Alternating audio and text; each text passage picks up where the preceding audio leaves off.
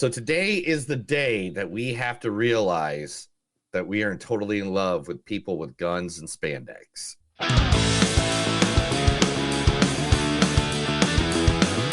It's a show by Chris and Neil with all great movies. They are the real deal. We watch them all, so you don't have to. It's movies that don't suck and some that do. Ladies and gentlemen, boys and girls, listeners of all ages, it is a new episode of Movies That Don't Suck and Some That Do. My name is Neil. And I'm Chris. And today we are going to be doing not just one movie at the theater like we normally do. No, it's two movies at the theater because usually we do one from home. But this week I had to get this one in before it went away from the movie theater. So we had to get Shazam. Yeah, we got a lot of stuff coming out, so it'll be pushed out pretty quick probably. It's going to be pushed out because there's so many new movies. Me and Chris, right before this episode, we're talking, and we're just like, dude, there's so many movies at the theater. I might have to try to do two at the theater again. Maybe. I mean, maybe I can do it. I mean, I know you can do it. It's just my schedule. I'll have to take a look. Yeah, I have like that as a Rainbow schedule that like every working stiff has. But yeah, and I work at night, and if they had theaters here that played movies during the day, yeah. I'd be. They did that in KC, right? Didn't they have like they do in KC? Yeah, KC. I saw movies at like 10 o'clock in the morning. Here in Tulsa, I'm lucky to get a movie in before 3 o'clock. Yeah. You know? Yeah. So it's different. Mr. E says guns and spandex equals the Punisher. When I said maybe mystery. Who's Mr. D? Mystery. Mr. E, get it? Mr. E Enigma. All right, so the first movie that we are going to review tonight, and not in any particular order, is first we are going to be reviewing Chapter 4 of John Wick, featuring the one, the only, the man that makes you think, am I a good person? Because he exists, and I think he's way better of a person than anybody you've ever met, Mr. Keanu Reeves. When Ellen died, I lost everything. Until that dog arrived on my doorstep. A final gift from my wife. In that moment, I received some semblance of hope. An opportunity to grieve unalone. And your son took that from me. Stole that from me. Killed that from me! People keep asking if I'm back, and I haven't really had an answer. But now, I'm thinking I'm back. So you can either hand over your son, or you can die screaming alongside him! Yeah. I had to use that part for this week. I mean, Keanu, that's the most badass part of it's the reason John Wick exists now. Yeah. It has to be. I mean, it's amazing. All because somebody killed a dog. Yeah. Then, of course, his best buddy, guy who helped him in The Matrix and also helped him right here in the John Wick film, the one, the only, and this is one of his best movies ever. If you've never seen it, it's called Boys in the Hood. Literally, I wore that VHS out when I was a teenager. Laurence Fishburne. Well, how you think the crack rock gets into the country? We don't own any planes. We don't own no ships. But we are not the people who are flying and floating that shit in here. I know every time you turn on the TV, that's what you see. Black people selling the rock, pushing the rock, pushing the rock. Yeah, I know. But that wasn't a problem as long as it was here. Wasn't a problem until it was in Iowa, and it showed up on Wall Street where there are hardly any black people. Now, if you want to talk about guns, why is it that there's a gun shop on almost every corner in this community? Why? Tell you why. For the same reason that there's a liquor store on almost every corner in the black community. Why? They want us to kill ourselves. You go out to Beverly Hills, you don't see that shit. But they want us to kill ourselves. Yeah, the best way you can destroy a people, you take away their ability to reproduce themselves. Yeah. Who is it that's dying out here on these streets every night? Y'all. Yeah, that's from Boys in the Hood, a great movie. Yeah, and that's even a bit. That's even just a part of that speech. That speech goes on for like some to 10 minutes. Like literally, I had to find a part in it where I could cut it up. A cool thing about Laurence Fishburne, he lied about his age to be able to be in Apocalypse Now. Yes, that is a true story. That is a true story. Yeah. And he was also Cowboy Curtis on the Pee Wee Herman show. Yeah, he was Cowboy Everybody Curtis. remembers that. Also in this movie, one of my favorite actors that has been in and out for the past years. This clip is actually taken from one of my favorite HBO shows of all time, Deadwood, Ian McShane. I'm Al Swearingen, Mr. Hickok. In the last few days, I've been locked in my room weeping, searching my memories as to where my path might have crossed yours previous, and as to how I might have given offense that you'd stay in this camp not 50 feet from my joint and never once walk in. No poker. Is it that simple?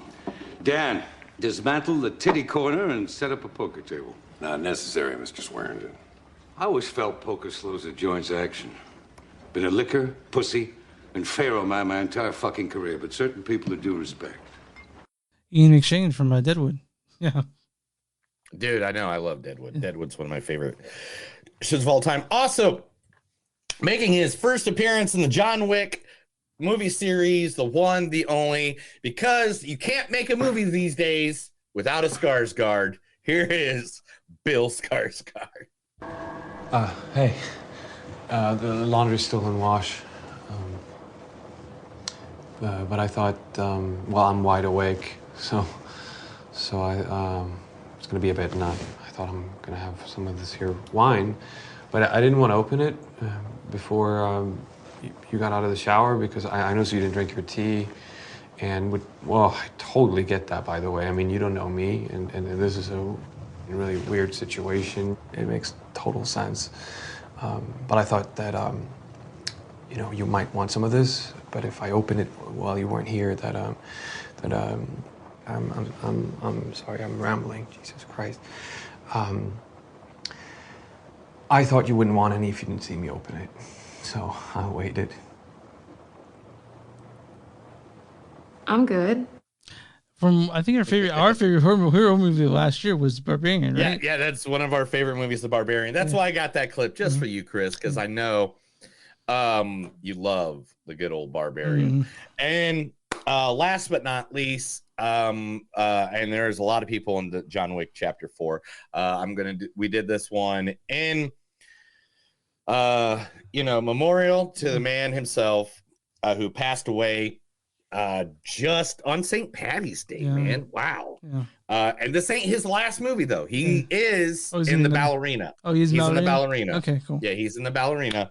But the one, the only Lance Reddick. You do what you feel. You want to pull Avon on half a case, you go ahead. You want to put my shit in the street, feel free. But the Eastern had a lot of stories. Mine ain't the only one. A lot of people came through that district. If you were gonna do me, I'd already be done. But there ain't nothing you fear more than a bad headline, is there? You'd rather live in shit than let the world see you work a shovel. You can order warrants, and I'll serve them. But as long as I have days left on those dead wires, this case goes on. Yeah. So yeah, from one of the greatest shows of all time, The Wire. Another HBO show. Yeah. So I mean, Lance Reddick. Sorry. Rest in peace, pal. Yeah, dude. We'll keep you on. Yeah. Also, all right. So moving on. The second movie that we will be reviewing here today and spoiling later on, and then spoil a short spoiler afterwards. But yeah, well, every time, just like I was gonna get to you. Why? Sorry, bro. I want always do this to me. Sorry, man. Are you gonna ask a question in the middle of me giving you an answer? I just didn't want to have a word count that. Remember when we got along? I do. Anyway, the second movie that we'll be reviewing today is Shazam! Fury of the Gods. Now, just like with all of our other comic book movies that we do, there will be a short spoiler. This one will not be that long because there isn't a lot of information. There's some cool stuff in there that I can point out and stuff like that. But to be 100% honest, there wasn't a lot of spoilers. There wasn't like or Easter eggs, I should say, as there normally is in most comic book movies. So We'll talk about why and why that is later on when we get to this Shazam Fury of the Gods. But the cast of Shazam Fury of the Gods, the one, the only, he's so cool, you can't give a fuck because you can call him Chuck. It is the one and only Zachary Levi. Mom, Dad, can we get on with it? I have hard drives to fix. Why are these people sleeping? They're not sleeping. They were killed, Chuck, and we want to know why. I have no idea. Well, look again. I would rather not. It's kind of creepy. Oh, sorry. I was gonna take a nap. I'll come back in 5. Kind of called dibs on the couch.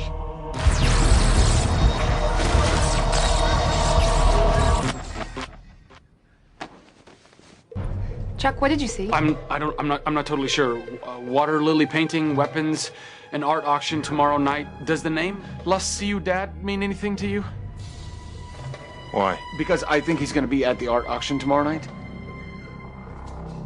Right then. I'm gonna go fix some hard drives. Good luck with the spy stuff. Excuse me. Yeah, from Chuck. From Chuck? Yeah. I had to get a Chuck one. I love Chuck. I need to go back and rewatch Chuck. I haven't rewatched Chuck. Yeah, you probably catch on Peacock, probably, right? Yeah, I'm sure it's on Peacock. Yeah. If not, I'll look it up. All right, and then also in Shazam: Fury of the Gods, 50 Cent's favorite actress, who he's totally obsessed with and still wants to bang to this day, the one, the only Helen Mirren. But who doesn't want to? Drinking alone? Preferably. And what are you up to these days? You know, I had another one of these, and I just may tell you. Oh, then I'm buying. Usual. Same again. Yes, Miss Hop. Oh, come on. I hear the rumors.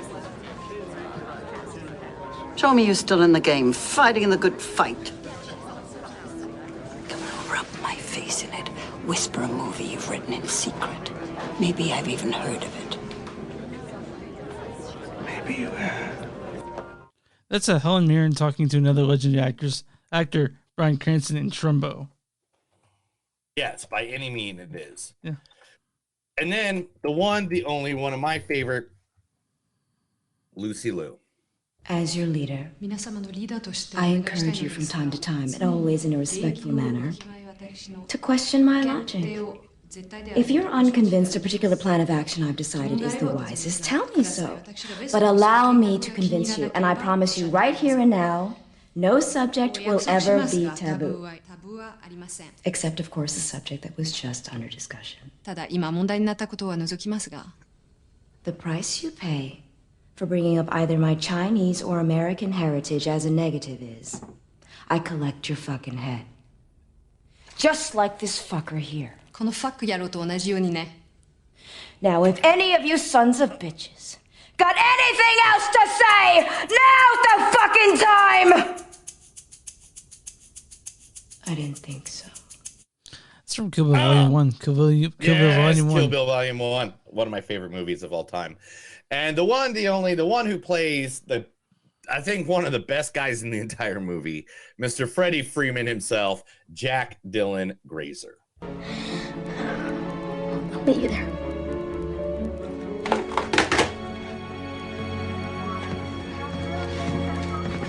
And just where do you think you're off to? Out with my friends. Sweetie, you can't go. You're getting over your sickness, remember? My sickness? Okay, what's sickness, Ma?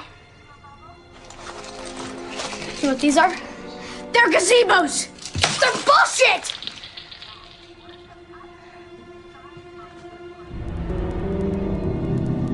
They help you, Eddie. They had to protect you. Protect me? By lying to me, by keeping me locked inside this hellhole? I'm sorry, but the only people that were actually trying to protect me were my friends. And you made me turn my back on them when I really needed them. So I'm going. Eddie! Eddie!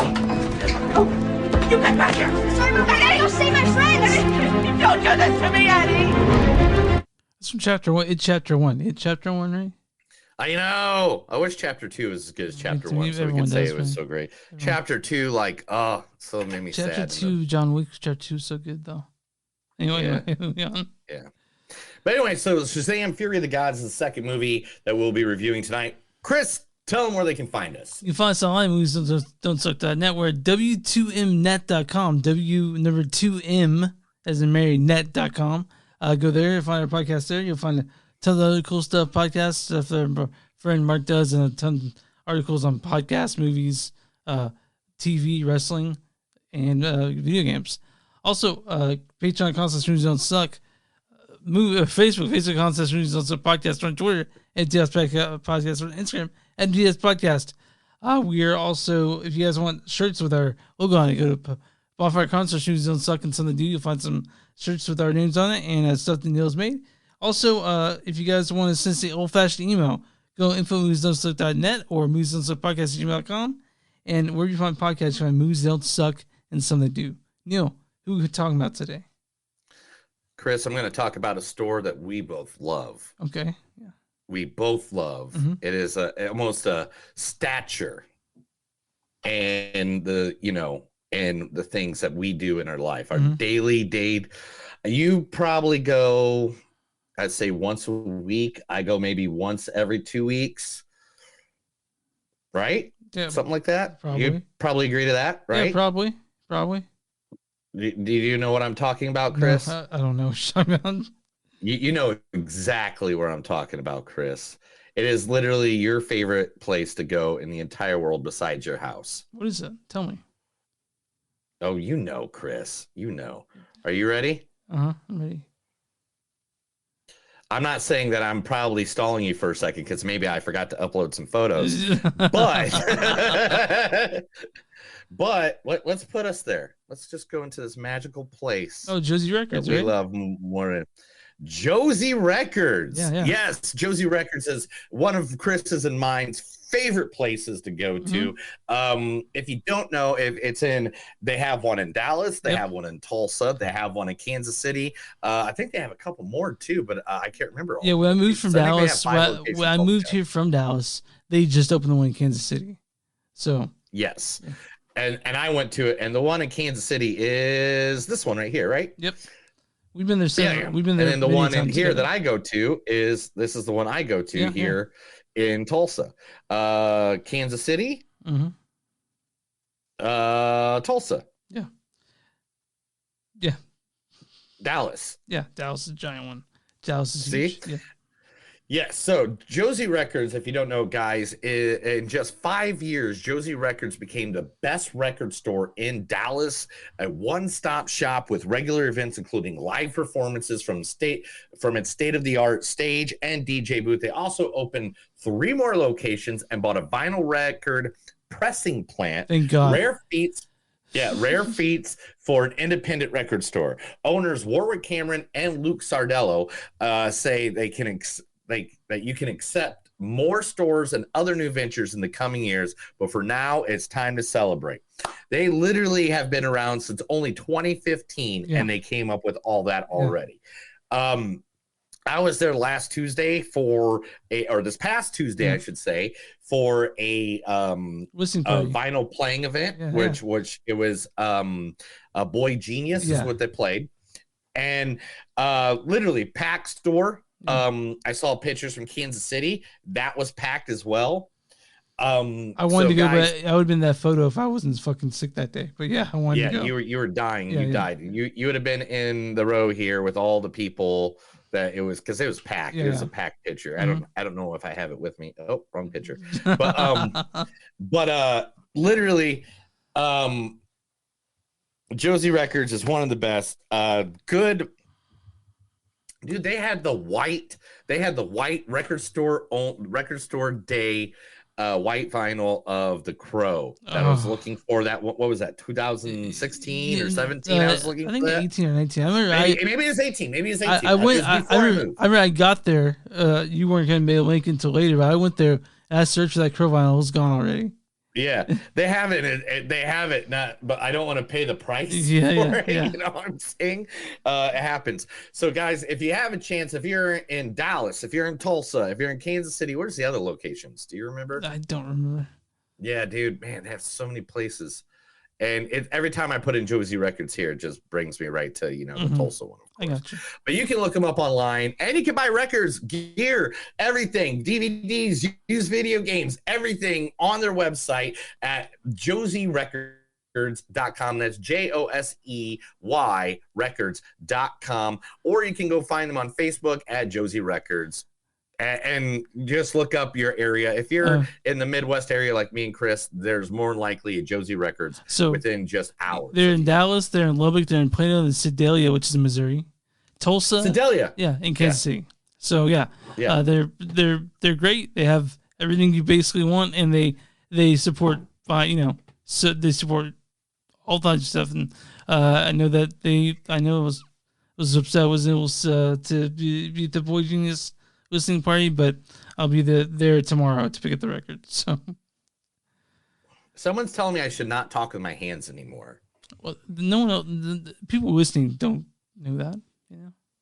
Well, I mean, I know, but like literally, I've been like a DJ or a host for places most of my life. I've done award shows where I've been the host. I've been venues where there's thousands of people, and doing things with your hands instead of just holding the microphone and doing stuff makes you active. It makes it look like you're part of the adventure. You're trying to hype up the crowd. So I will not stop the action I am known for. But thank you for asking. Thank you for just so you know, that's my mom. Well, why is she telling me to not be myself? I would think the mother Sorry, of Mom. a set of twins would definitely want somebody to be themselves. Sorry, Mom. All right, so let's get to it, man. Let's get talking. Let's talk about the movie we want to talk about right off the gate. Yeah. I know you do. Yeah, John Wick 4, directed by Chad Stahelski. He's directed all the other ones, if I'm not mistaken. He directed all the other John Wicks. This is his baby. He also did stunts for the Makeshift movies, how he actually got started. This is written by Shay, Hatten, Michael Finch, and Derek Kolstad. This stars the amazing, the wonderful, the always respectful, and very handsome Keanu Reeves. When Ellen died, I lost everything. Also, this stars Laurence Fishburne as Barry King. Well, how you think the crack rock gets into the country? We don't own any planes. Also, Lance Reddick as Sharon. You do what you feel. Also, Ian McShane as Winston. I'm Al Swearinger, Mr. Hickok. And Bill Skarsgård as Marquis. Hey. This also stars Clancy Brown as Harbinger, George Giorgio as Elder, Donnie Yen. Oh, Donnie Yen as Kane. Man, he was great. Amy Kwan as Mia, Hiroyuki Sanada as Shimizu, and Shamier Anderson as Tracker. And I don't want to forget Bill Adkins. He's also in this. Why don't you go ahead and read the storyline for this one? Oh, I was about to read Shazam. Good job, me. Oh, wow.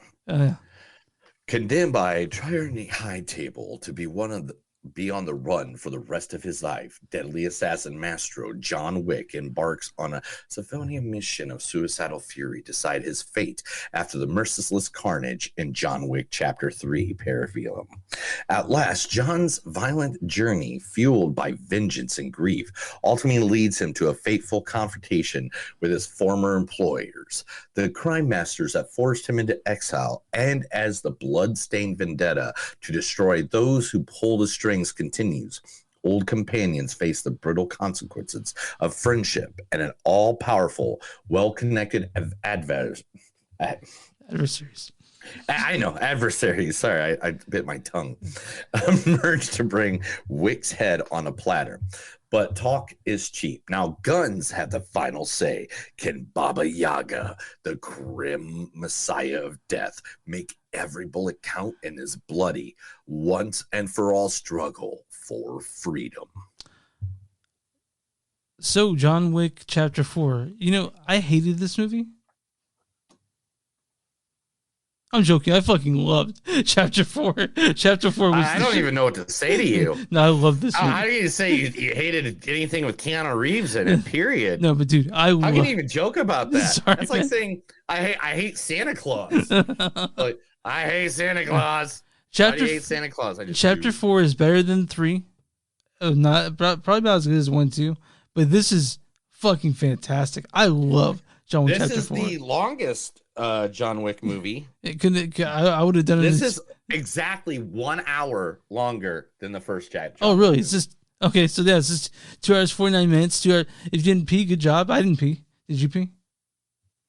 Yeah, but behind the seat. Okay. I just kind of. It's the movie theater. They'll clean it up. Yeah. So, I was in from minute one of this movie. I was in. It just starts out perfect. Like there are scenes in this, dude. Like about I'm not gonna talk about. I'm not gonna do it too much with this long shot on the third scene that was so beautifully done. I wanted to cry. It was so masterfully done. There's 2 scenes in this movie that are ridiculously awesome. One of them, or creative, I should say. One is that on top. Yeah, the over the head shot. Yeah.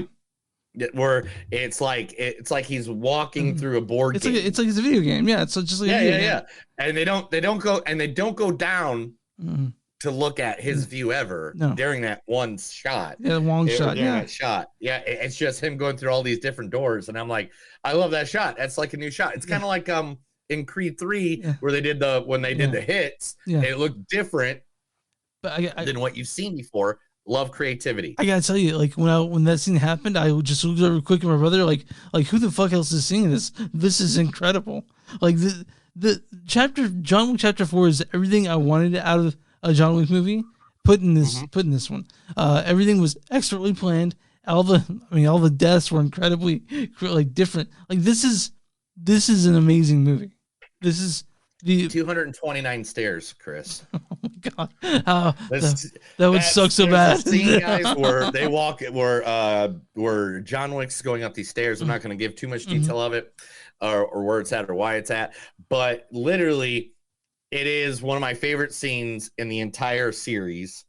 Because John Wick 3, even though you think this is better, which I can understand why, because you like things that come to a completion and kind of gives you a completion in this story. But one of my favorite knife fighting scenes of all time is in John Wick 3. This one, that stairs, that is the best fight scene I ever seen with stairs. like literally, I even told when I told other people when I talked to them about this, I was like, dude, there is a stairs scene in this fucking movie that is ridiculous. I mean, every fight scene is expertly crafted. Like everything you want in a fight scene. But you know what was not expertly crafted in this damn movie, Chris? What's that? The suits for the guys. Why were they all wearing capris? They're wearing like wrestling boots halfway up their leg, and then their dress pants weren't even like. As soon as I noticed it, I could not notice it for the rest of the movie. You're upset that people wanted good boots to wear while they're fighting? No, they look like they were wearing capris. They're like their pants were halfway up their shin. Well, it was so weird. I'm sorry. They're like, we're big bad men. Yeah, you're big bad men in capri pants that you borrowed from your grandma. Maybe capris are really comfortable, man. I don't know. Hey, dude, I get it. I get why. But no, man, I loved everything about Chapter 4. I did. I've tried to find things I didn't like about it, and I think the only thing I didn't like about it is that I think if I remember correctly, John Wick only had 308 words of dialogue in this movie. What? John Wick only had 308 words of dialogue in this movie. 308? Yeah, I think that's the case. And I think you got the number backwards, sir. I believe. Oh, you get it? John Wick had 380 words in the movie. There was the one. It says this is one of the lowest word counts ever spoken by a main character in a movie, not just a John Wick movie, but a fucking in a movie. Period. Yeah. And that includes The Life of Pi. But all right. So this is a John Wick movie, guys. I mean, if you saw John Wick 1, 2, or 3, why is every movie at the freaking theater right now sequels? I don't know, man. It's like Ant-Man, Shazam, John Wick. Like have we watched nothing but sequels this year so far? We saw Creed 3 just recently, man. It's been rough. Yeah, Creed 3, that's still at the theater. Like literally, like, is it all sequels? I don't think we got any sequels coming up, but we do have remakes. We saw Scream, Scream 6 was there. No. Scream was a sequel. Flash is coming up. That's a sequel. Yeah, man. I don't know, man. I know that next week we have intellectual property Dungeons and Dragons. Ours on things thieves. Yeah, And, so we got some originals next week. That's cool. yeah, and also after Anyway. that we had Super Mario Brothers, which is kind of original too. So, is Mario Brothers coming out the week after Dungeons and Dragons? Oh, dude. Anyway, John Wick. Bill Skarsgård is a villain, of course. So all good. day long. So good. All day long. He was the bad guy. Clancy Brown popped up. If you don't know him, he does the voice for Mr. Krabs. He is also in Highlander, the original, and he was also in one of my favorite shows that only was on for 2 seasons called Carnival. He played Brother Justin. If you never saw that, oh my gosh, go do yourself a favor. Watch Carnival. I'm gonna say Scott Adkins is in this. Scott Adkins plays Killa. He's wearing the fat suit and he's amazing. Dude, he is amazing. I was like, who is that? Like the whole time I thought it was like Tom Hardy. Yeah. Like I was like, is that Tom Hardy? No, it's Scott Adkins. No, it's Scott Adkins. Oh man, when I looked it up.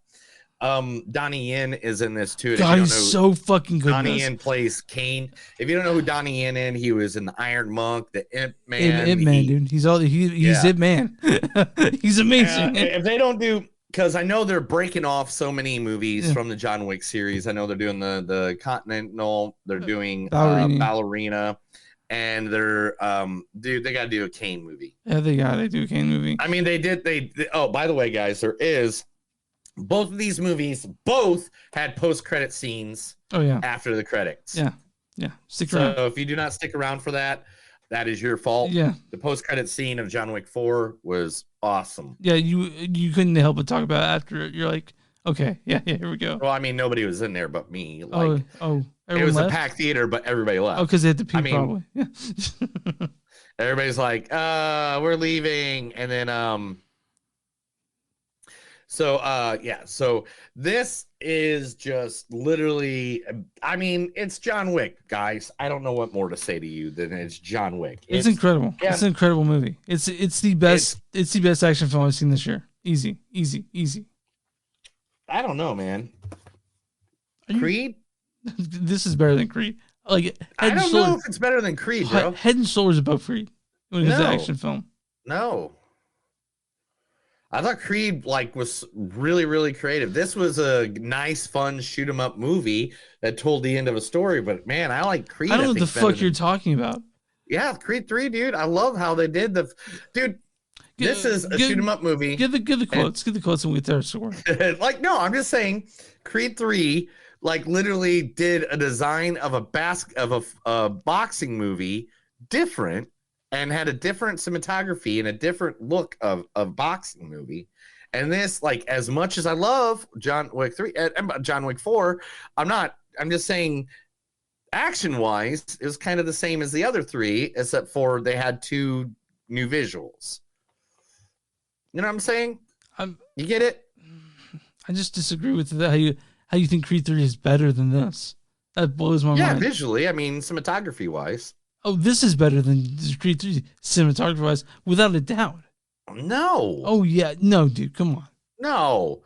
I did not see one scene where somebody hit somebody and the sweat rolled off of it. That was cool, man. That was awesome shit. Get with the quotes, and we'll talk about this a little bit more. All right. I don't know if I looked at the writings I did before. Because it was just staring there. I'm like, well, did he freeze? Like what's going on here? No. You're now in the presence of the motherfucking king. No one escapes the table. Today is not the day you die. How you do anything is how you do everything. Are you no longer New York? Then you are nothing. We gave you a name, we gave you a life, or we take one. A good death only comes after a good life. Oops. Come on, John. No. You don't need eyes to see the night. Oh, you don't need eyes to see the right pain. Get to Berlin and get it mended or pick a plot. Because of you. Oh, no, can't say that one. I just realized what that one was. Your blood is my blood. Your life is my life. Your pain is my pain. The killing gives you a purpose, and without a purpose, you are nothing. A man's ambition should never exceed his own worth. Man has to look his best when he gets married or when he gets buried. Those who cling to death live. Those who cling to death live. Those who cling to life die. I'll stop with that one. Yeah, that one's good. My scores are 4.6. I love this movie. 4.6? I love this movie. Damn. It was something that... Well, I was going to give it a 3.8, but I guess I can get it up a little higher. This movie was incredible. I'm fucking with you. 4.6 with you all the way. Okay. The cinematography in this movie, the action in this movie is ridiculous. Again, how do you give me more surprises in an action movie? How? Yeah. How? You know, like literally, there are scenes in this movie... And I mean, I'm sure everybody in the movie theater thought I was disturbed because I kept laughing at like. I wanted to clap that shit, man. I wanted to clap like I was so fucking enthralled with this movie, transfixed. I was not playing. I was bored, and I couldn't. I love this fucking movie. All the right choices were made, man. Everything was expertly crafted. Make sure we got maximum action, maximum gun fu. Everything was fucking incredible about John Wick Chapter 4. I love this movie, and I haven't seen a action film this good, at least till the last one. I mean, this one, John Wick Chapter 4. Where are all the, I don't want copycats. Where are the imitations of this movie? It didn't be everywhere, but I think you can't. I think it's inimitable. John Wick Chapter 4, incredible film. I'm so incredible happy. Film. I swear to people right now, they're going to make a John Wick 5. They say they're not, and other people think they're not. But I'm telling you right now, there is no way. This movie has dominated the box office since it came out. Yeah, like it blew Shazam out of the water. Shazam also had a pretty polished reopening. It blew everything else out of the water. I think it opened with 100 million, something like that. John Wick Chapter 4 was a giant. I saw it at a theater at 10 p.m. and it was packed to the gills. I saw it at 2 o'clock, 2:35 actually, 2:35. And again, packed to the gills. Packed. Yeah. I had people 2 seats down that way. Had people 2 seats down that way. Yeah. That's why my handwriting was so bad, because usually I'll use my phone to get a little bit of light on my thing, but like as low as possible, like just my screen, not like a flashlight. And I was like, oh, I can't do that because people are right next to me. Yeah. So, yeah, John Wick Chapter 4, if you guys like the John Wick movies, you love this one. I'm trying to think about who I can't recommend this to. I guess if you don't like action films, I guess that's it. But if you like... Yeah, if you don't like action films, if you don't like movies where, a revenge plot happens, if you don't like, good writing, good cinematography, good acting, if you don't like, if you like movies, basically, if you just like Lifetime movies, this is not the movie for you. But if you're ages like me and Neil are, and you love action films, you love this movie. John Wick Chapter 4, 4.6 for both me and Neil. So yeah, easily. If this is in the top 3 of the end of the year, it's because something fucking knocked it out of that area. Like, I mean, something's gonna have to come in swinging, and I mean with like a flamethrower and gasoline, and Jimmy Hoffa is gonna have to return from the dead or something. Like, it is gonna be something like that. This is all the way up there at the top for me, the 2022, and it's not even June yet. So okay, I am on RottenTomatoes.com. What is the audience score for John Wick Chapter 4? Oh, audience score has to be 96%. 94%. Off by 2, damn it. Now, what is a critic score for John Wick Chapter 4? Has to be 89%. Certified fresh and also 94%. This round also 94%. Give me that census. I want to hear Critics' consensus is John Wick Chapter 4 piles on more of everything. It suggests that when it comes to the well-dressed Keanu Reeves dispatching his enemies in a lethally balletic style, they can never be too much. And I agree. John Wick 4, Chapter 4, maybe the best of the series. An incredible movie, no doubt. I couldn't get enough of this. I would have done another 3 hours if it was 5 hours long. So yeah, Chapter 4. Yeah, it did go pretty fast. I'm not gonna lie, it did go pretty damn fast. Yep, it's great. All right, man. All right, Chris. You know what time it is. It's time for. You know what time it is. This is the Movies Don't Suck in Sunday News. I'm going to tell Chris a bunch of stuff because he's illegitimate and he can't read. That's why I watch so many movies, right? Yeah, that's why you watch movies, even though you just read stuff from Rotten Tomatoes. All right, let's start off with the Thunderbolts. Thunderbolts. Okay. Tell me, what about Thunderbolts? The Thunderbolts. Is that like a superhero family or something? Do you know who the Thunderbolts is? No, I don't. The Thunderbolts is the team done by Thunderbolt Ross, also known as General Ross or President Ross in the Marvel cinematic or Marvel comic universe. Okay. General Thunderbolt Ross will have his own team as the Thunderbolts. We've talked about him in the past. So basically, all the villains from villains/superheroes, kind of the what am I going to say? Like the anti-heroes. Okay, that works. Will be on the Thunderbolts. Okay. So Taskmaster from Black Widow's in it. U.S. Agent from the Captain America Winter Soldier or Falcon and the Winter Soldier. Bucky Barnes, aka Winter Soldier, is going to be on it. The new Black Widow, Florence Pugh, Red Guardian, played by David Harper, from Black Widow, Ghost from Ant-Man 3, and then you have Juliet Lewis-Dreyfus, that is the one that got them all. Well, they found a writer. Oh, they did? Yes, and it is Lee Sung-jin from Beef, the writer of Beef. Beef, okay. Yeah, if I remember correctly, Thunderbolt Ross, that's going to be played by Harrison Ford, right? Yes. Okay. Because the guy who originally played Owen, and forgive me for not knowing his name right now, passed away. Oh. But I mean, yeah, so you're going to get David Harper, you're going to get Sebastian Stan, you're going to get Florence Pugh, you're going to get Ogla Kurlika, you're going to get Wyatt and David Harper, and yeah. Yep, Hannah John Kamen as Ghost, Julia Louis-Dreyfus. I mean, it's going to be a who's who of what. But, yeah, so I'm happy to hear that. I'm glad they got the writer and they're on the way because, man, right now, Marvel needs a little help. Just saying.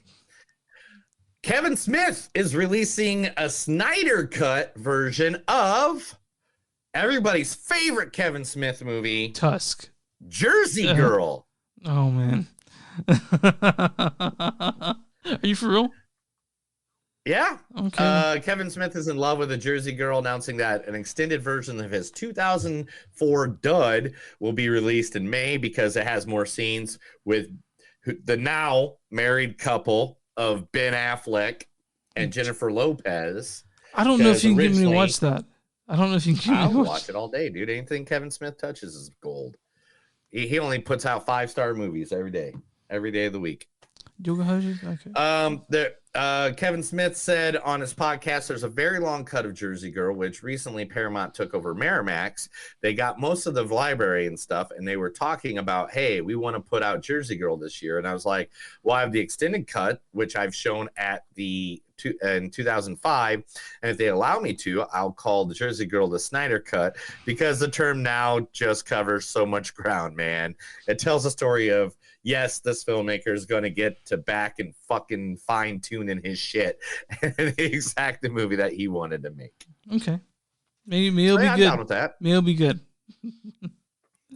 Chris Pratt just wants everybody to know he's happy that he played Star-Lord, but if James Gunn comes a-knocking, he'll go to DC tomorrow. Okay. I don't know who he'd play. Yeah. But I mean, like, I'm glad he's friends with James, you know? Yeah. Like, not everybody hates him. Yeah. Sony is going to release a short film from the Spider-Verse. It'll be called The Spider Within. They'll be releasing it at the Annecy International Animation Festival this June. So I guess if they have a short and a long, can they get the award for both at the Oscars? I mean, yeah, dude, I cannot wait for Into the Spider-Verse. I'm so excited for that. All right, The Spider Within is the short film. Will find Miles Morales struggling to balance his responsibility as a teenager, friend, and student while acting as Brooklyn's friendly neighborhood spider I thought that was hero. the same fucking movie that we just saw. Like, I thought that was the concept of Into the Spider-Verse. Well, there's a couple more sentences, Okay. so let's get to it. After a particular challenging day living with these pressures, Miles experiences a panic attack that forces him to confront the manifestations of his anxiety and learn that reaching out for help can be just as brave as an act as protecting his city from evil. Oh, that's nice. Yeah, so it's teaching people how to deal with their mental illness or their illness or whatever you want to call that. Their afflictions, yeah. Batman 2. We found out who the villain's gonna be. Is it Joker? Is it Barry Keoghan as Joker? Joker might be in it, Uh-huh. but Clayface. Man, we haven't done Clayface before. We haven't seen a Clayface. Never. But I'm afraid if they do it, they're going to do it like the 1950s Clayface, where he was like an actor and you never saw the big, goopy monster. Yeah. And I want the big goopy monster, man. I want him. You know. Yeah. As long as they do it right and he doesn't look like a shit monster. So if they do like a trilogy, they gotta make like the big baddie the Joker, right? Like they gotta make him like the worst. Like Joker's gotta be the craziest of them all, right? As long as he doesn't have tattoo on his face or wears makeup, I'll be fine. Okay. He's gotta be makeup. He's gotta have the chemical wash, so he's white. He has to have the chemical bath. It's part of his fucking origin story. It's like having Batman and his parents didn't die. Okay. Like he's hanging out for brunch with Thomas and Martha, and all of a sudden the Bat's saying, "Oh, I gotta go, guys. I'll be right back. Okay. I gotta go fight crime." Okay, so you need the chemical bath that bleaches his skin. Yes. Okay. Stop with this damn makeup bullshit. Okay. What if he wears lipstick though? Is that okay? No, because that was part of the chemical bath. And the green hair. Okay. All right. All right. Anyway, Michael J. Fox documentary Still is getting is releasing on Apple TV on May 12th. This will talk, of course, about Michael J. Fox and his issues with Parkinson's disease. And man, I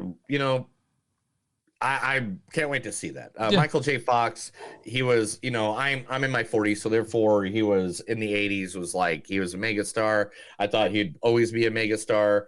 And because he got the disease, he didn't take many roles and stuff like that. I mean, not just Back to the Future, but he did Beverly Hills Doctor. He had, he was on Family Ties. He was, I don't know, man. Hopefully, I'll be more than happy to see it. Yeah, it'll make us both cry. I'm pretty sure.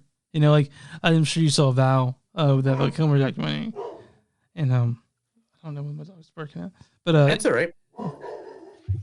The Pickup. All right, Eddie Murphy is circling a bad boy style heist film directed by Tim Story called The Pickup. The plot revolves around a smitten man who joins a heist. Do you like cab drivers? Sure. We had a nice one in Dublin. They were nice. So, do you like blind women that fart a lot? Yeah, absolutely. That's my favorite type of women. Because they'll be coming back in Deadpool 3. Yes, Carrie and Zoni and Leslie Uggams have both signed up to play Dopinder and Blind Owl one more time in the Deadpool series. They will be back. Not only them this week, but Also,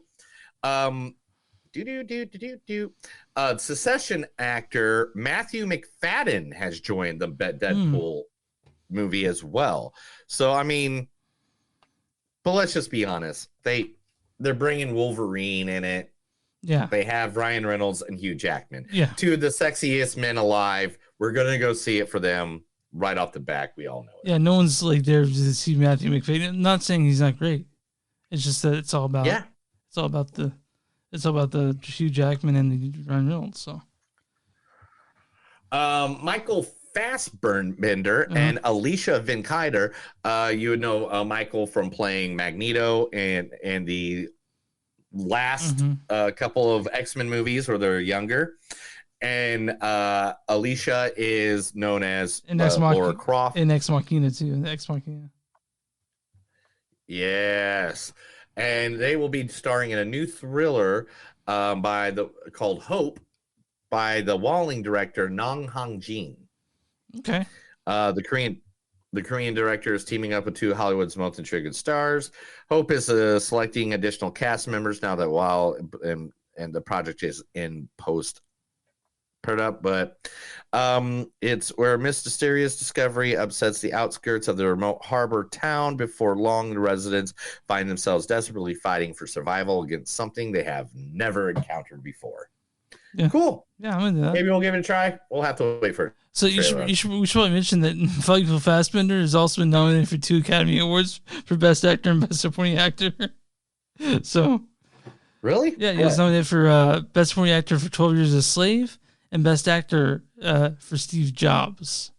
He also Jared Leto and I remember Steve Jobs. Yeah, that guy.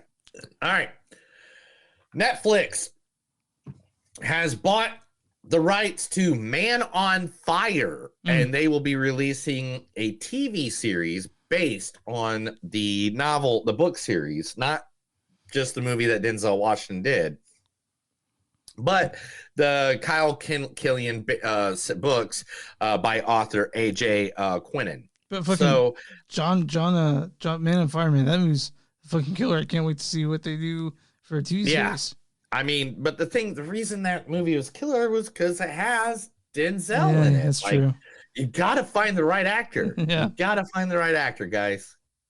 Yeah. I mean, I don't want a grenade at my butthole, so.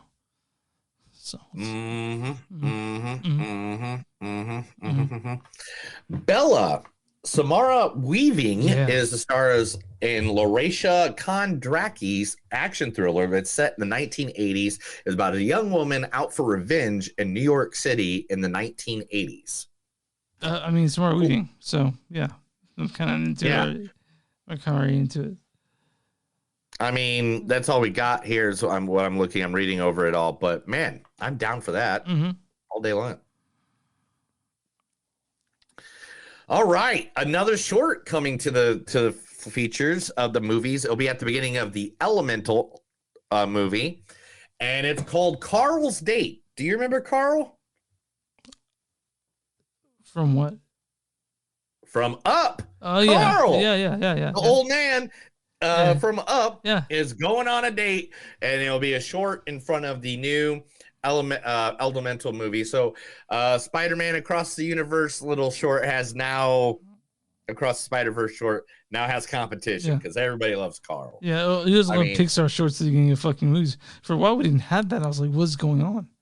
You know? I know. You got Pixar. If anybody at Pixar ever hears this, literally, dudes, you have to stay with the shorts. My favorite thing that Pixar ever did to this day was is it Jerry's Game? Yeah, I think so.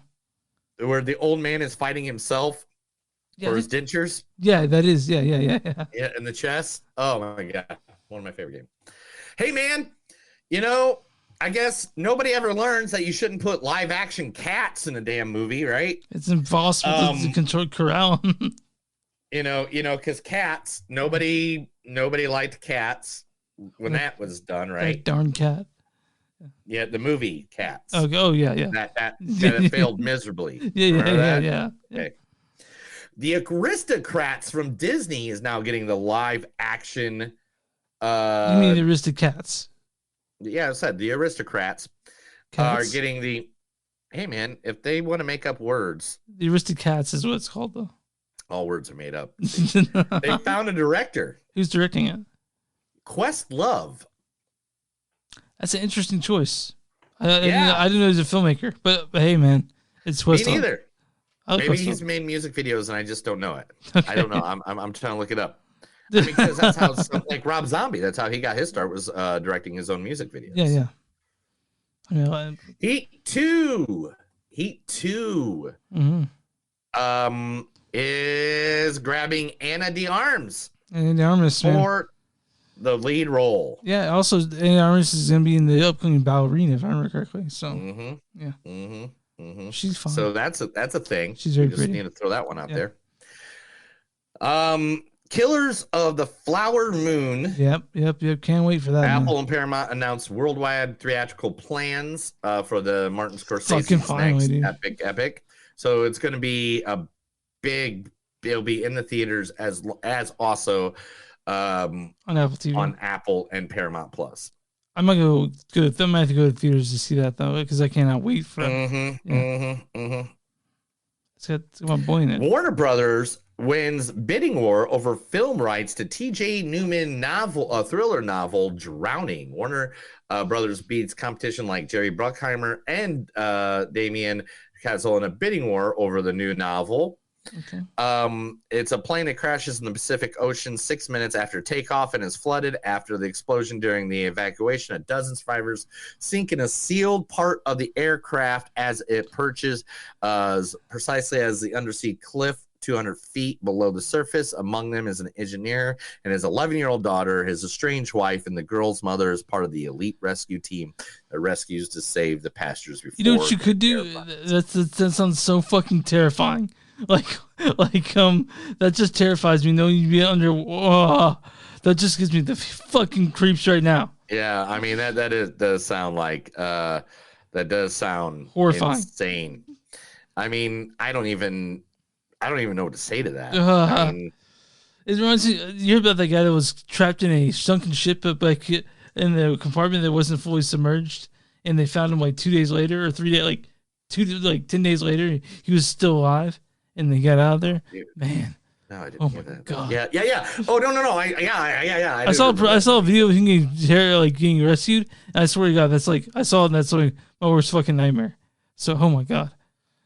All right, well, I'll watch that. Aaron Paul and Isaac Gonzalez joined the cast of the sci-fi thriller Ash. Both actors have officially been cast in Flying Lotus's new film Ash after Joseph Gordon-Levitt and Tessa Thompson have both departed the movie due to scheduling conflicts. Oh.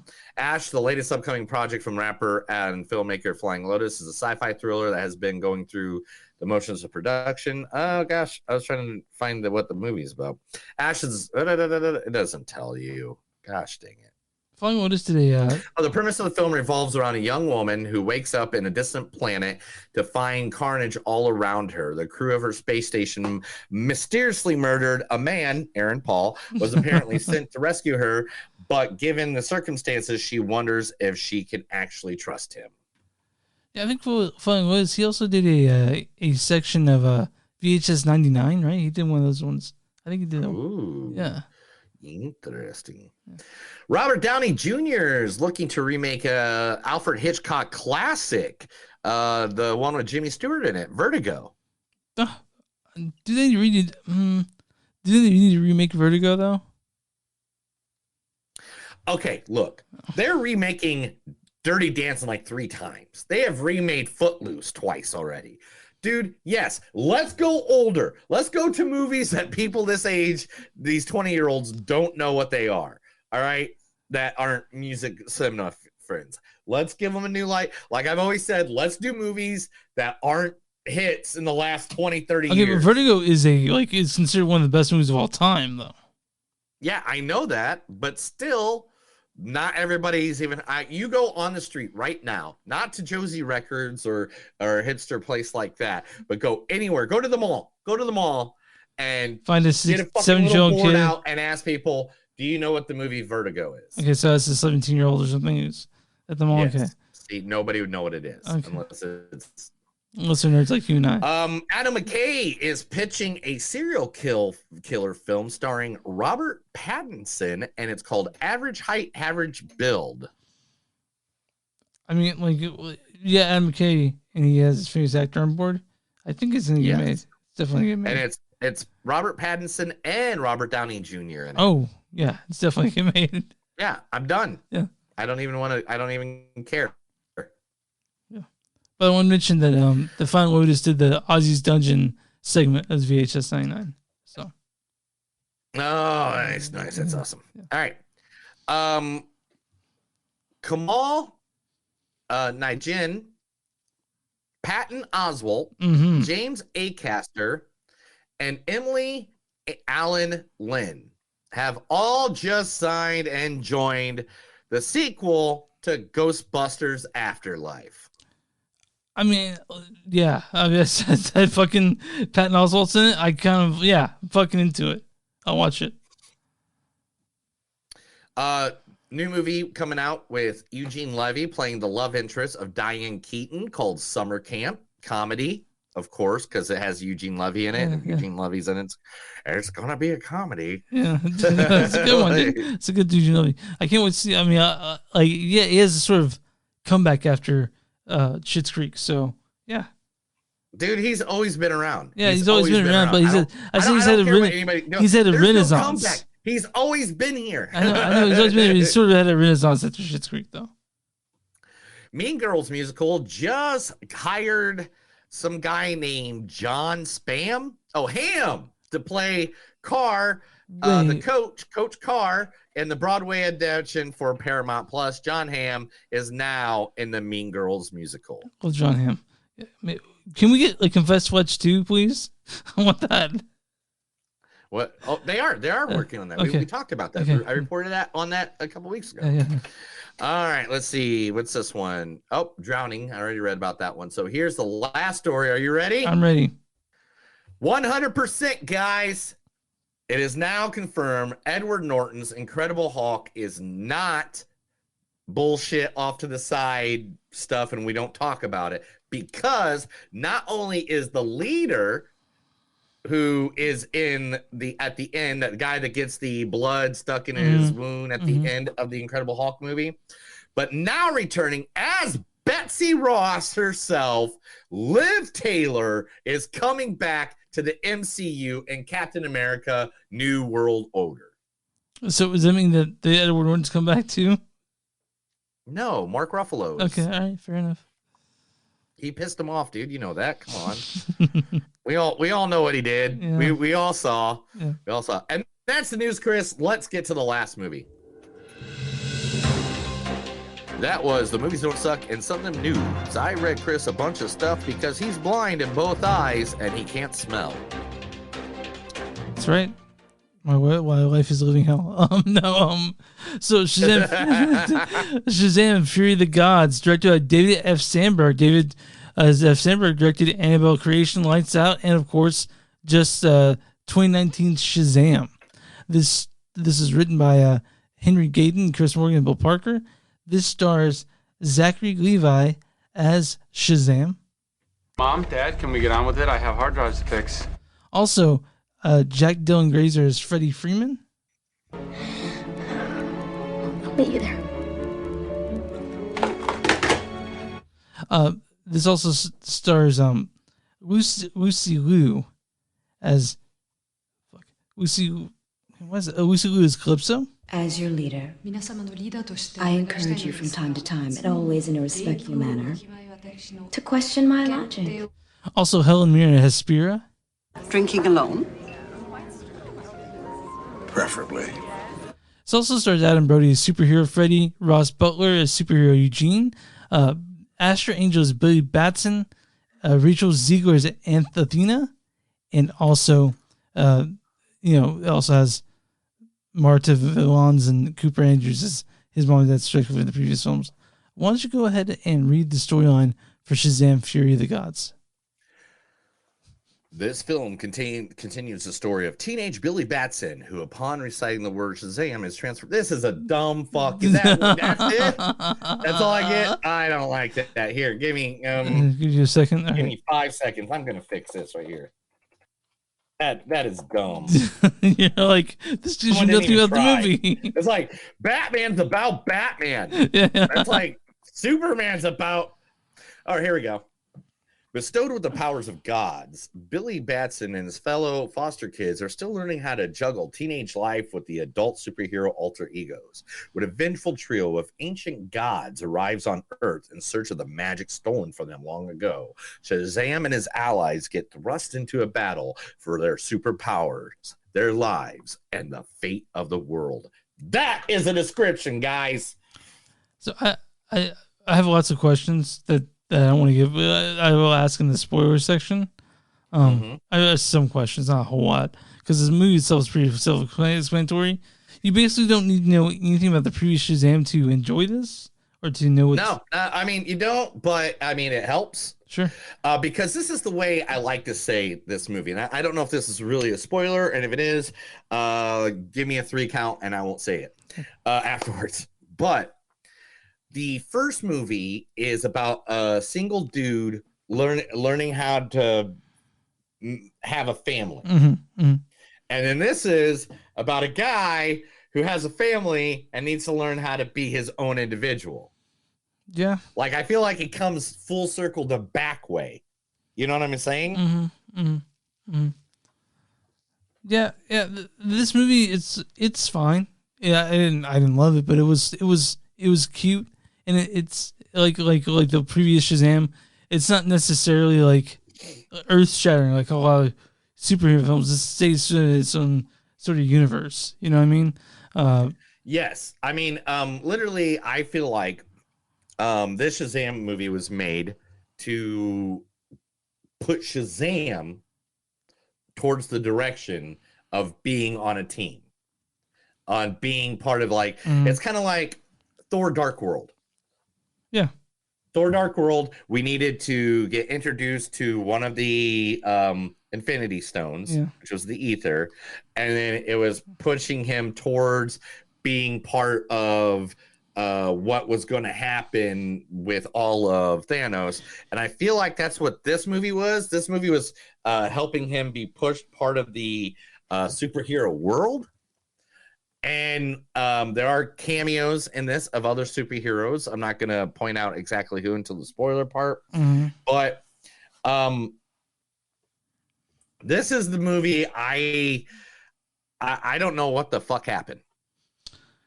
Okay, so yeah, to me, it had a sort of like a sort of, they pushed a storyline into it that didn't need to be there. Like, they just 10 seconds into it, and you're like, okay, so that's what happened. They just explained it like that.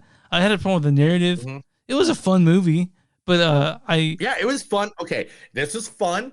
This is not life-changing. This ain't like, you know, oh my God, I can't believe this movie. It's the greatest movie ever. You know, it's not that. But it is fun because Zachary Levi and all them acted their hearts out. They you could see they had fun acting together. Yeah, they did. And you can see even the kid actors were just hitting it off of each other. It had a fun storyline. It had, you know, nice little zingers in there, nice little jokes and stuff like that. Yeah. But by any means, you can tell this movie was made at a time where the DCU did not know what the hell they were doing next. Yeah, I was a little not too into it. Like, I didn't hate it. It's better than Black Adam. Yeah. So some of the backstory, let's give you guys some of the backstory. And this is not a spoiler of the movie, but the spoiler of the politics that was going on. This movie was being made at the time that The Rock was trying to take over the entire DCU. No, and that's true. Go read about it. Seriously, I've you know how many articles I read about comic book movies after I watched them. But literally, and when the first Shazam was made, and, you know, Rock has been Black Adam for, I don't know, 20 years, and they finally made the movie, like, you know, only like 3 years ago, whatever. Like literally, like he was like he wouldn't even say it too much. He goes, but man, I can't. You know, when the first Shazam came out, he's like, man, I can't wait to mix it up with The Rock. You know, that's gonna be great. I don't know how I'm his twin, but whatever. Yeah. You know, like, and all that stuff. But then that Rock tried to make that power move with Black Adam. But it just so happened that DCU at the time was looking for James Gunn, or wasn't looking for James Gunn, but looking for someone to control the whole universe. Mm-hmm. And I don't know what the hell happened. So, like I feel like there's some confusion. And if you go read the dirt sheets, there were supposed to be other people that were supposed to pop in this movie. It was to be Black Adam. Black Adam movie. It's supposed to be Black Adam and Shazam facing off, right? That was And I know that. When we saw the last Shazam, that's what you're super excited about. You were talking about, and that means Black Adam. That means Shazam, Black Adam. But that's not what happened. So we're never going to get that. No, we are never going to get that. I'm 100%. I'll bet 100. I'll bet this 1984 Macho Man.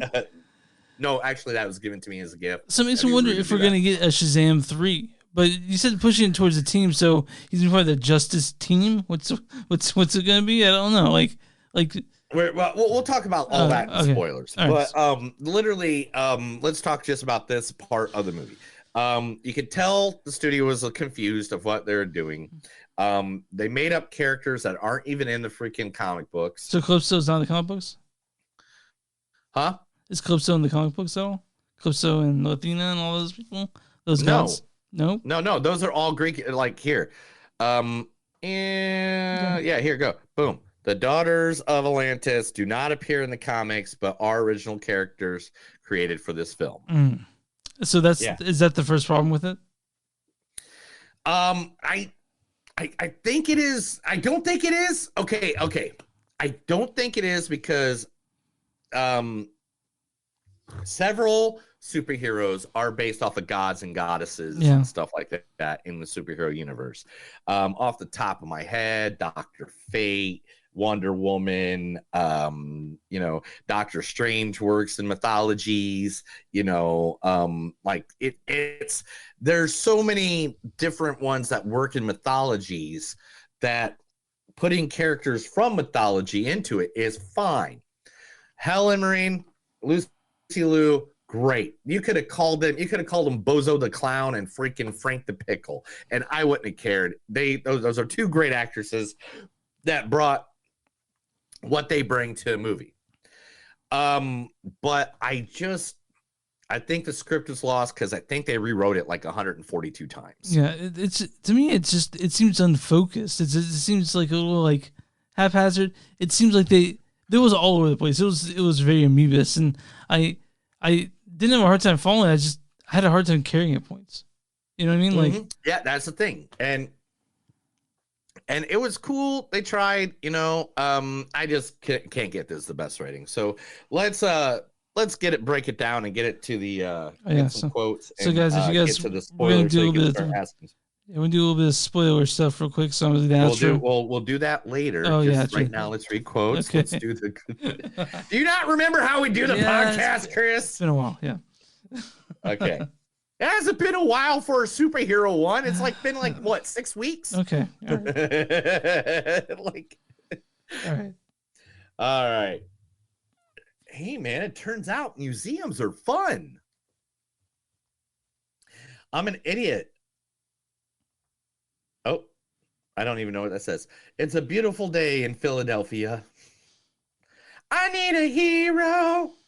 Shut up. Did I just save you while you're listening to that song?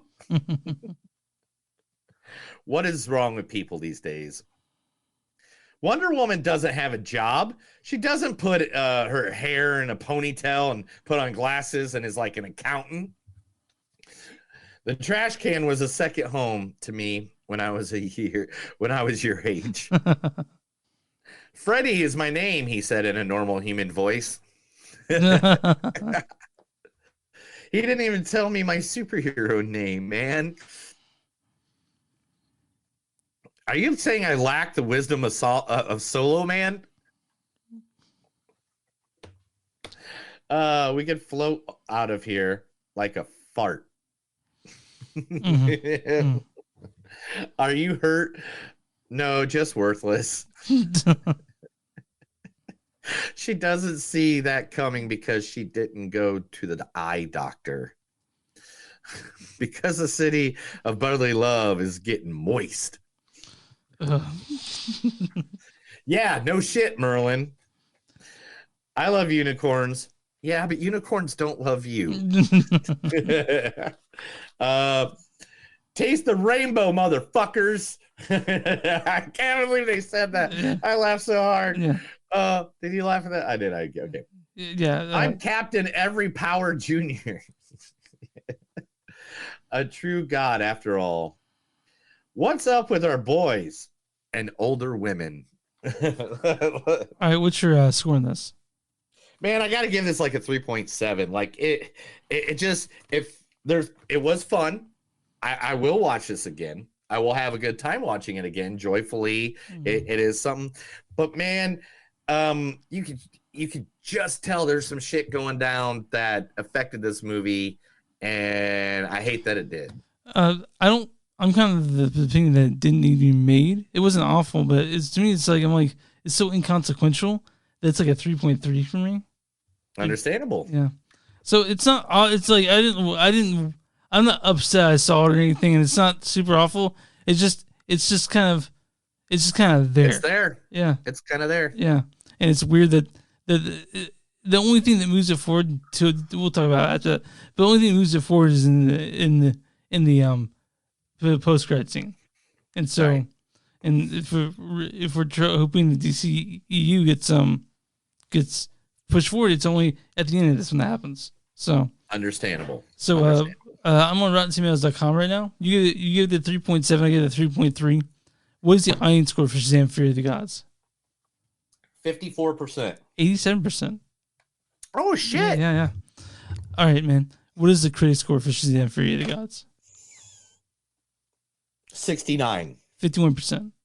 I should have stayed with my 54. But critics' consensus is, more unfocused and less satisfying than its predecessor, Shazam: Fury of the Gods will still retain to almost enough of the source material's silly charm to save the day. Huh. Okay. Now we're guys. This is the thing we do. We're gonna give you a little bit of outro. We're seeing next week. We're seeing Dungeons & Dragons among Thieves, and we're still trying to figure out the second one, but we are definitely seeing Dungeons & Dragons. We might see Good People. We might do two movies in theaters again, or we might see something on the streaming service. We'll go over that in the next 24 hours. We just haven't had it.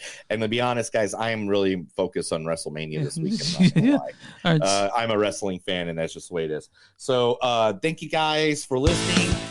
And here is the spoiler alert in 5, 4, 3, 2,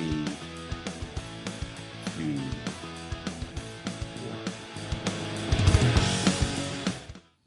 All right, man. All right, ask your questions before I get into this. I don't have a lot, but I have some. So when did they break that? They didn't break that staff in the first one, right? That was just a throwback. Yeah, he did. He did? Okay, where was that? Right after he got them all to become, when they all did it, and they said, say my name, and they're like, Billy! Okay. And it's like, no, the name I do to transfer is this, and then he breaks it, and then throws it to the ground. Why didn't he pick it up? Because they didn't know, I don't know. Yeah, okay. They're kids, okay. Dude. All right, let's see. There are a bunch of nods in the pediatrician's office that Billy's in, or in his superhero form, at the beginning of the movie. Did you see him? Like what? Give me an example. Here we go. Okay. I'll give you an example because I downloaded the picture just to make sure you could see him. All right, and that's what you saw earlier. Who's sitting at the table? Annabelle and Wonder Woman. Yep. And then there's Wonder Woman everywhere around there. There's Flash stuff and stuff like that. So that's one of the stuff. Also, if you look on the alphabet board behind them, and I got a zoom in picture, so don't worry. The alphabet board behind them, there's a little surprise from Suicide Squad. It's Starro. Oh yeah. So guys, if you guys are listening, you guys can go to the YouTube video and see what Neil's talking about in this one. Yes. Yeah.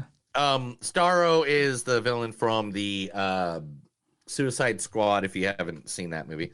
Let's see. The toys in the room is Annabelle doll. Yeah, Aquaman's in there. But if you don't know, director David F. Sandberg is better known for his work in horror movies, which he did do Annabelle Creation. Yeah, which is good. It's a really good one, actually. That first the Annabelle that you've been doing after the first one, pretty fucking solid, honestly. They referenced the Justice League a billion times. Now, every member of the Justice League from the Zack Snyder Justice League was mentioned at some point, except for one.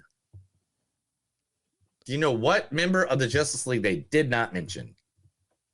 Who? Cyborg. Oh, Cyborg. Is he coming back, though? Is Cyborg going to make it? I don't think he's ever coming back. Oh.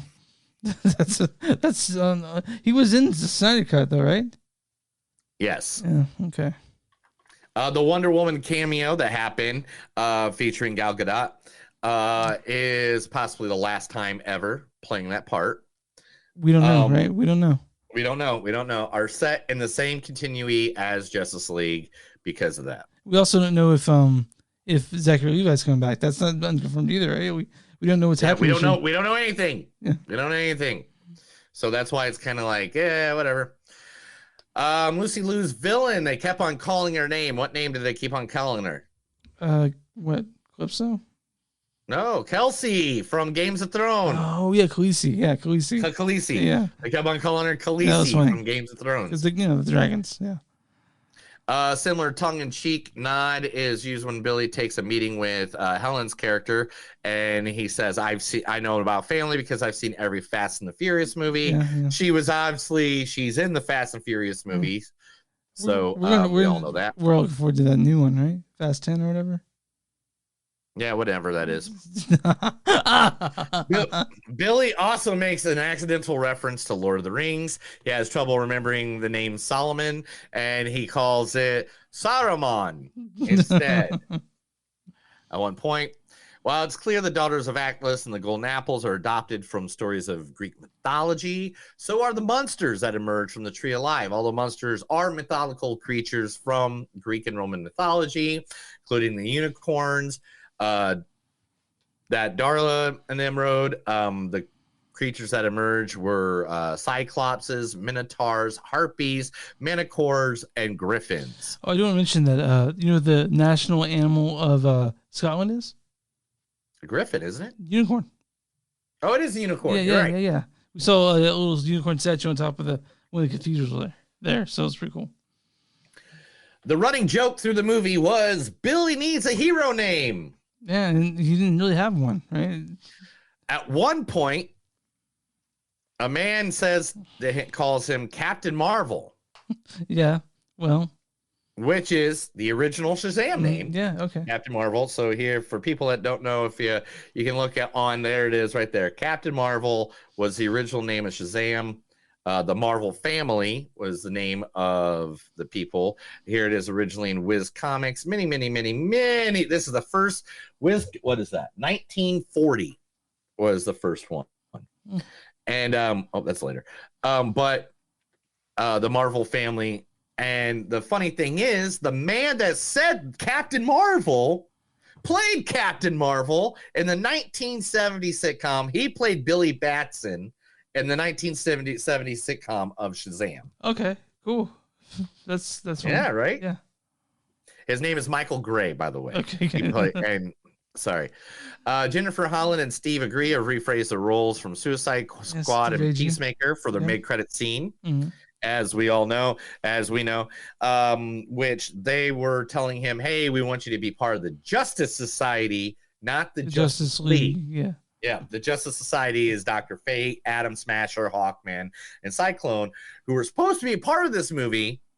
They were supposed to be there. They were supposed to be there asking them to join. But isn't Peacemaker part of Justice League as well?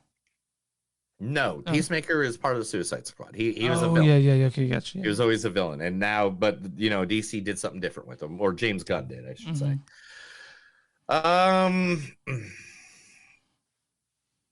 Then, of course, the other was Mark Strong's Dr. Sodovan popped back up, and he talked to Mr. Mine, which was a little caterpillar.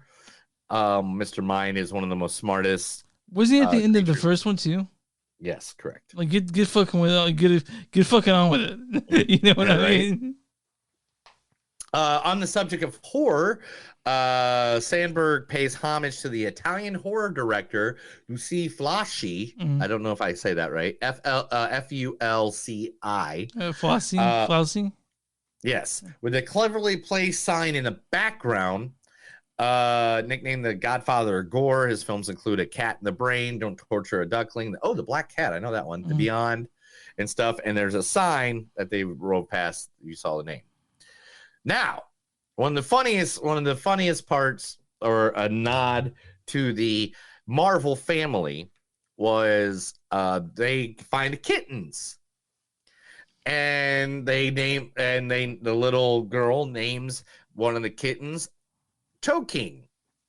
Well, Toe King is Toe King 20, who's actually a super powered friend that is a talking tiger in the comic books. Oh, cool. He is actually a really good known friend. If you're on the podcast, you can see this. I am posting a photo right now of him talking to Shazam, and that is a common character. Just like how there's, horses that walk around in Marvel that can talk. You mean DC?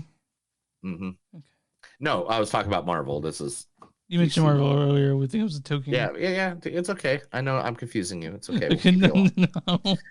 No. Freddie Freeman tries to do some solo hero work, but keeps getting told no by Billy. They all agree they should not do solo. Freddie does adopt the name Captain Every Power Jr. For his superhero persona. When he saves a group of Kryptonian, he tells them that Shazam is his sidekick. He says that his name is Captain Every Power Jr. When Shazam gave his friends superpowers in the comics, Freddie was dubbed Captain Marvel Jr. and acted as a sidekick. So that would be, this photo right here. Captain Marvel Jr., Mary Marvel, and Captain Marvel. Yep, the original three. Mm-hmm. Towards the end of the world film, the citizens of the city gave Shazam a quick pep talk as he goes to fight the Daughters of Atlas, a particular person wearing a red shirt. Oh, nope, I already told you that. I'm sorry, you can cut that point out. Hey, man, I was trying to grab for stuff. David Sandberg's wife, Loda Lawson, makes a brief cameo in the movie as a woman who Shazam saves from the falling off a bridge at the beginning of the movie. One of the most bizarre artifacts found in the Rock of Eternity is a violin that always burns. And they didn't know why. They just thought. This is actually a reference from a comic book called, where was it at? Captain Marvel Adventures number 64. Where the villain, there we go. Some comic book fans may know it's an obscure reference to Nero's fiddle from Captain Marvel's Adventure number 64. Nope, I already talked about that. During the film's third act, during the third act, Billy's red suit is burnt really bad. It is rendered almost completely black. The costume designs likely reference to Black Adam, who made his debut not long ago. When he and the Wizard are trapped in a magic prison on another plane, Freeman spouts out 3 ideas for escape. There is giant strength, a popular spell, Graham's inhuman strength. There's Goss's form, which turn to a fart and fly out there, or would allow them to do it. And lastly, ask the Wizard to at least have an Arcnus Fotis. These are all D&D references. So we get some D&D before D&D. Yeah. Before Dungeons and Dragons next week. All right.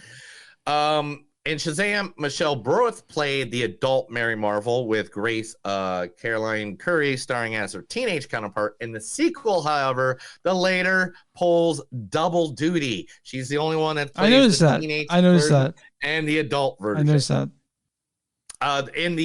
When Calypso's monsters start attacking people in the final battle, one of the first people they pick up is David Sandberg, the director, who is then screaming "Slap mjug," which is Swedish for "Let me go."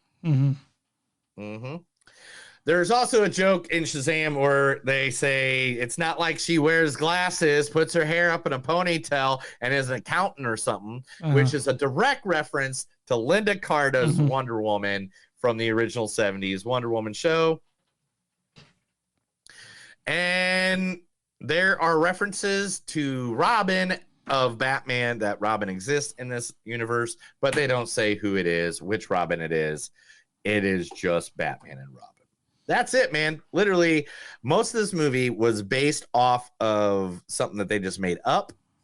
There was not a lot of, I mean, they put some references in there for fun, obviously, but it wasn't, we don't know what the hell. Because we don't know what the hell. Yeah, it's weird. They filmed it, and then James Gunn's like, I got this shit going on. And they're like, oh, was that we of us? Like, it doesn't matter. like, you know, so a little shake up. Let's see if it pays off. You good? Yeah, so that's the spoiler part of Shazam. Guys, thank you for sticking around for that part. I do put a lot of work in those parts, so thank you for that. I think that's about it, man. I think we're good to go for the day. What do you think? Yeah, good. Do next week and whatever we choose. You can find us on movies.net. We're on w2mnet.com. That's w2mnet.com. You guys have our podcast there, along with a bunch of other podcasts, a bunch of other articles. It's a great website. That's what we're part of. You guys can find us at Facebook at facebook.com/movies-on-soap-podcast. We're on Twitter at MTS Podcast. We're on Instagram at MTS Podcast. Go to patreon.com/movies-on-suck. If you guys want to give us human money, go to the top left, top left hand corner of the screen if you're watching us on YouTube, and throw 2 shekels. If you guys want to send us an email, it's info@moviesonsuck.net or moviesonsuck@gmail.com. And if you guys want to buy shirts with our name on it, go to bonfire.com, movies don't suck and something new. You'll find our merch and some stuff that Neil's made. And Neil, what do we do for small businesses? If you got a small business, please hit us up. Give us a message. We'll be more than happy to advertise you to all our thousands of listeners, our millions of followers right here on Movies Don't Suck and Some to Do. Oh, okay. Yeah. You good, man? You went through that rather quick. Okay. All right, man. What's up? That's another episode of Movies Don't Suck and Some to Do. My name is Neil. I'm Chris. And remember, guys, whatever you do, do not ever meet a guy named John and kill his dog, or you might feel the fury of the gods. Have a good night.